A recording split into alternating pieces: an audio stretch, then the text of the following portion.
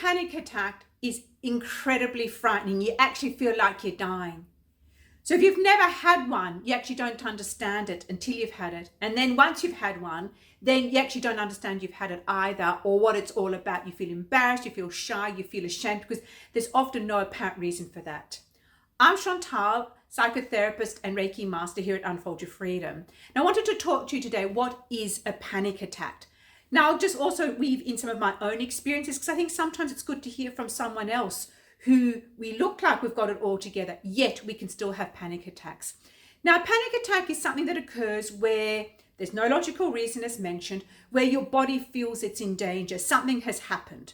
Now, panic attacks can be a one-off occurrence and they can be a repeated occurrence, and they can come for all sorts of reasons. It can be, you might have a panic attack, which is a one-off, where you are going to sit an exam, you're going to speak publicly, you're getting married because there's so much excitement, there's suddenly panic, am I doing the right thing, will it be perfect, all those things go into it.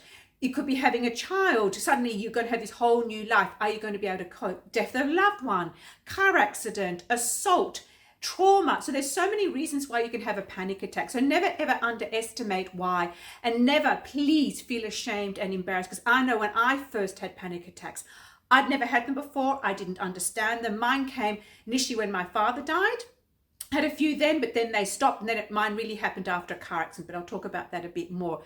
So panic attack, when that happens, is it's like you go into this, I know for me, so I'll also share also how it goes for you. You freeze, your heartbeat goes up, your blood pressure goes up, you sweat, you feel disorientated, you go dizzy, you might feel nauseous. And there's this whole sense of everything, you're smothering, you can't breathe, you hyperventilate, and there's this whole sense of doom and gloom and fear. And that is what happens. It can be 5 minutes or up to 10 minutes, 20 minutes. But when you're in it, you actually don't know how long it's been going for. It can just seem like an eternity. And I know that's how they are for me, seem like an eternity. And because they can happen anywhere, anytime, that can also do is it can stop you from going out, particularly if you've had them in a public place. So what happens is you begin to feel awkward about going out, uncomfortable about going out. So therefore you actually start withdrawing more and more, which can actually exacerbate the whole situation.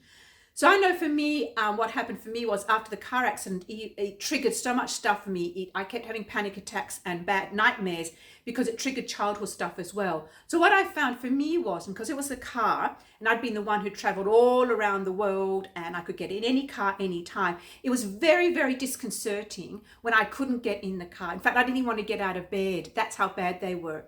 So what it meant was every time I wanted to step out that door, I'd have an attack. Or I'd fear I'd have an attack. What if I had it in the car? What if someone went in the back of me again? What if? All these what ifs came to the point where I couldn't leave.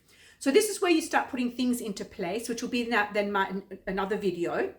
So you might like to subscribe, and that how to support yourself, how to know what to do, if you know you're going to trigger into a panic attack. Now, what I'm finding is, and that I'll also talk about in that video is, but I'll share here, you need to find things to support yourself. Talk to someone, get help. I got a lot of psychotherapy and psychology and EMDR, all sorts of different things, and then have created my own. And that's why I've done this channel, was to show you ideas of what you can do to support yourself, to help you overcome them, understand them, not to feel so ashamed. We need to talk about it. We need to normalize it, because these things can happen to anyone at any time, a one-off, as I said, or numerous for any reason.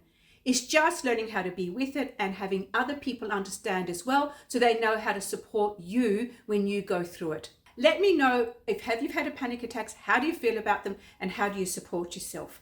Thank you for watching, and any more information you'd love to share, please do, because this is what we need to do. Let's create a conversation around all this. And as mentioned, remember to subscribe, get the notifications, because one of the videos I'll be doing, as I said, will be how to cope with them, how to support yourself, and how to get someone else to support you. The more we talk about this, the more you understand, it'll help you to be able to cope with them and to reduce them.